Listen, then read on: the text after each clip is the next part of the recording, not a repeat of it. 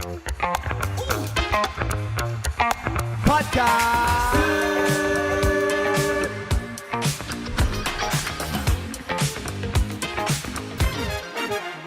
Oh, apa kesan kalau kita ambil gula tu berlebihan?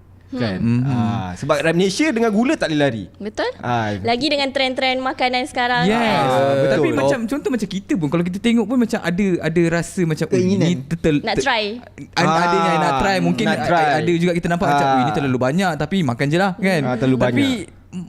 Macam ni kita nak tahu macam ni boleh banyak ni, tak boleh banyak ni. So sebenarnya saranan daripada World Health Organization WHO, kita tak boleh lebih daripada 10% pengambilan kalori seharian. So rakyat Malaysia ni ramai yang sedentary. Sedentary tu maksudnya tak aktif. Duduk dekat office, punch in, duduk dekat depan meja buat kerja. Betul. Macam Itulah tu. saya sekarang. Gosip. Pukul 5 lepas tu balik. pukul 5 balik. So sedentary.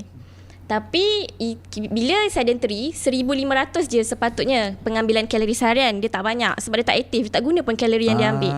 So kita sarankan tak lebih daripada 7.5 sudu teh gula sehari. Termasuk gula yang ada dalam makanan dan minuman. Contoh macam nasi, dia ada gula dia juga. Karbohidrat bila dia breakdown dalam badan dia jadi glukos. So itu pun dikira gula. Belum lagi kuih muih, air teh tarik pagi, Milo petang, Betul macam lah. tu.